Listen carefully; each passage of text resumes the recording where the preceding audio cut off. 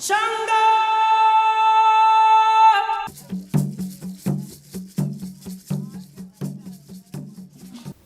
It's your favorite show, Voice of Women on African Woman Television. My name is Eukaria Nkem Okafo. Today I'll be having somebody exceptional in the studio, one of the great voices of women, a passionate humanitarian, an advocate for women empowerment and girl child. It is my honor to introduce to you the founder of Lilian EK Foundation, a renowned non-governmental organization focused on education, leadership, girl-child advocacy, and women empowerment.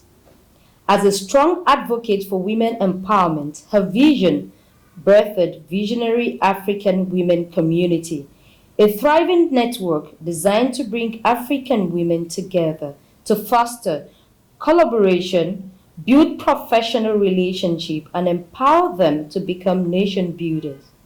Over the years, her unwavering commitment to humanitarian service has led her to visit over 300 orphanages and impact the lives of more than 20,000 people.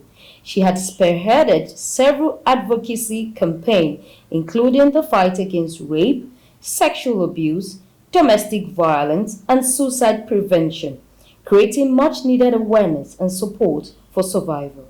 Her remarkable efforts have not gone unnoticed. Let's have the honor of welcoming Ambassador Dr. Lilian Ike.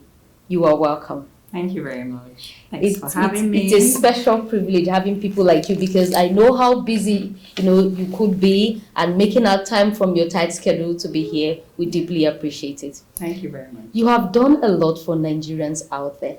I would like to know what inspired you to birth Lilian Ike Foundation.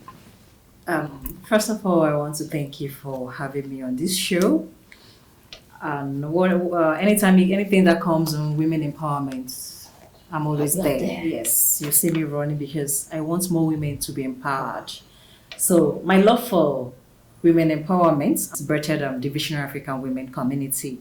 I'm someone who is really passionate when it comes to girl child and when it comes to women. My dad have 5 girls and 3 boys, and I was privileged enough to also witness what a lot of women are going through in their marriages. Some of those experiences wasn't a good one. So with that, I felt, okay, why don't I run an organization to sensitize women, to empower more women, to give them a voice? Because I feel once they're empowered, to an extent, they will fight and fight for themselves. So I think that's one of the reasons why the Lilian Ike Foundation came into existence. Okay, thank you for that very beautiful, illustration about Lilian Ike Foundation. Now let's bring it down home. Sometimes when people see a woman, a lady, who is like a voice for other women, there is this negative stereotype that comes with she is going to fight the men. Is it to attack the men? Now, does having a voice for women mean fighting the men, attacking the men? So does it have anything to do with that? No, please. I think first of all is our mindset. If you have that mindset that whenever a woman speaks up, the woman is probably antagonizing the men, that means there's something is actually fundamental wrong with you.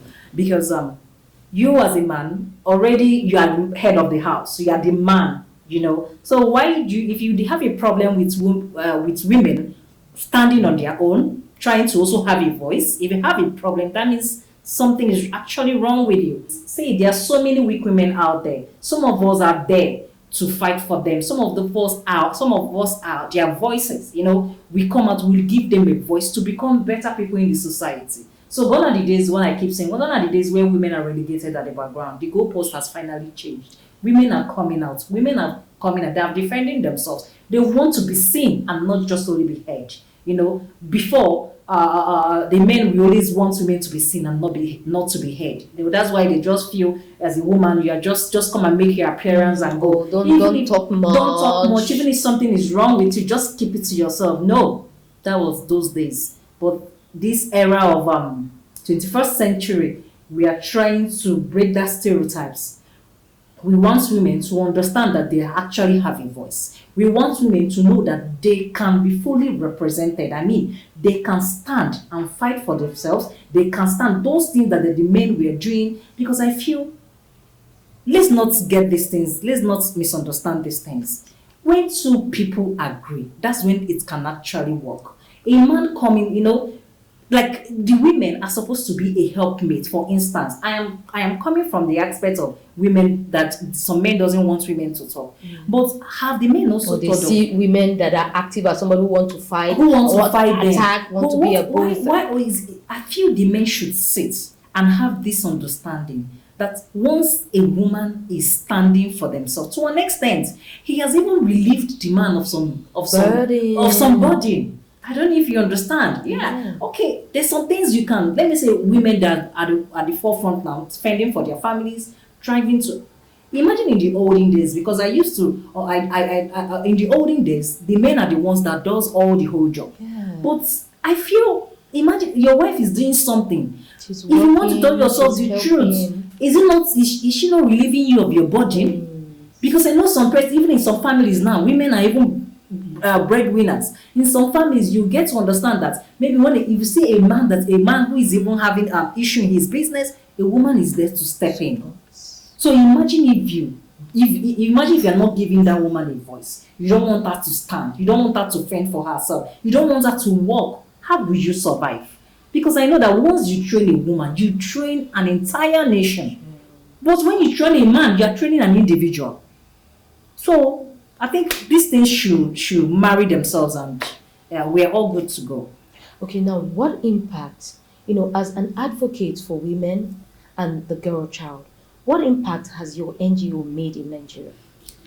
Wow, my Lilian Foundation has actually done a lot because let me start from the biography. You saw the aspect where we led a campaign against rape. Yeah. So that alone is something. Because bringing women under a roof, you sensitize them on the need to voice out, you sensitize them on the need to be conscious of themselves, you sensitize them on the need to know when to draw the line. Give them that voice. No is no. Let them understand that no is no. Let them understand that consent is non-negotiable. It's either a yes or a no. So to an extent, you've impacted on them, and a lot of them, with that sensitization we did, a lot of them, I can bet you that a lot of them got value from that sensitization. We had lots of success stories on that. Same thing with suicide. We also, Lilian Foundation also led a campaign against suicide. And you visited over 300 orphanages. Oh yes, wow. We've done a lot. During COVID, we stepped in fully. A lot of people benefited from the Lilian Foundation. We went to several orphanages giving out food to caution the effects of COVID-19. So we did a whole lot. We visited over 300 orphanages across the country. So when it comes to impact, we've actually done the work. Shango!